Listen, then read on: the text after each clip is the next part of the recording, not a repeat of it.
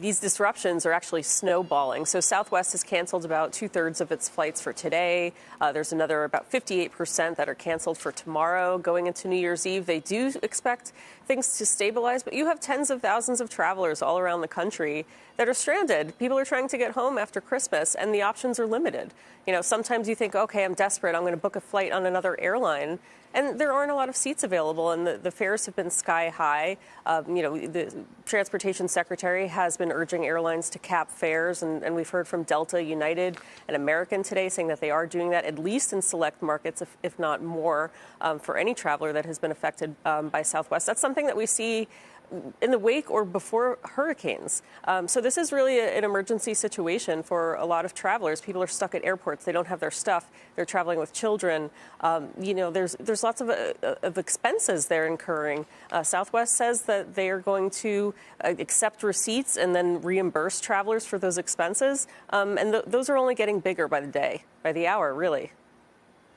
Yeah, certainly Winter Storm Elliott has been a pretty horrific storm across the country. But to your point, certainly speaks to how, to use a Mike Santoli word, how brittle some of these networks are. Leslie, stay with us for more on what this means for the broader travel sector. Let's bring in Seema Modi. Hi, Seema. Hey, Morgan, well, as Leslie was just saying, flight cancellations certainly having a cascading effect on the broader travel industry. I spoke to two different travel executives this morning telling me that they're waiting to see what Transportation Secretary Pete Buttigieg will do. One hopeful development as part of the passage of the omnibus bill, a new position in Washington was created, the Assistant Secretary of Travel and Tourism at the U.S. Department of Commerce. The position has not been appointed, but the hope is that will lead to more solutions and action in general. As to what this means for hotels, average hotel occupancy across the U.S. breaking below 60% in December. It did increase in the last week from 54.5 to 59.6. Prices have remained high, led by New York City, which is averaging a 90% occupancy rate. Markets with the lowest occupancy, according to STR, include the Florida Panhandle and Myrtle Beach, South Carolina, where there tends to be a higher proportion of home rentals. And speaking to a number of travel agents, while hotels tend to have more flexibility because they're sitting on more supply, home rental platforms don't really have that luxury and therefore have a harder time accommodating a change in reservation. And it's sort of a similar story, right, for the cruise lines that have brought back a majority of their ships, but are still well below 2019 levels. However, the cruise lines have done something really strategic over the past couple of months. They've been adding more ships to different ports across the nation to really accommodate travelers and make it easier for them to jump on. That could potentially help reduce the number of cancellations that we see this holiday season, Morgan. So it sounds like you would have many more people jumping onto Seema online travel sites in light of everything that's going on right now. Would this be good news for them, or would this be bad news for them, given the fact that capacity across so many different types of bookings is so strained right now?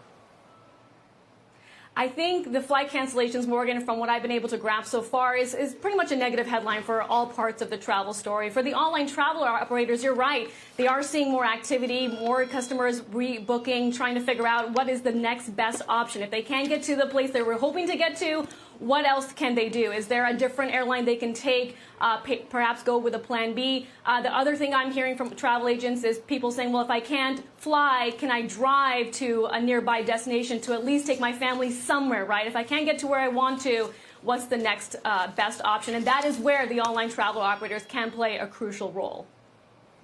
Leslie, as we try to sort out sort of what went wrong on the airline side, what the government might say needs to be done, or what these companies are going to try to do, what really are we talking about? I mean, they've already been dealing with labor shortages. It's probably difficult for them to automatically add capacity. I don't know what the investment in systems is going to look like, but what would be the to-do list if somebody were to come by and say, let's try to prevent this from happening again? Technology is absolutely something that they need to invest in. You know, Southwest, this is an airline that's been around for 5 decades, been pretty stable, has a very simple model. They fly a plane around the country. They're point-to-point model. Delta, American, and United fly passengers in and out of hubs. This very simple Southwest model, which helps them keep costs down. When things go bad, they go really bad. And we saw this in October 2021. Southwest had another meltdown that was shorter than this. That cost them about $75 million. This is going to be much more.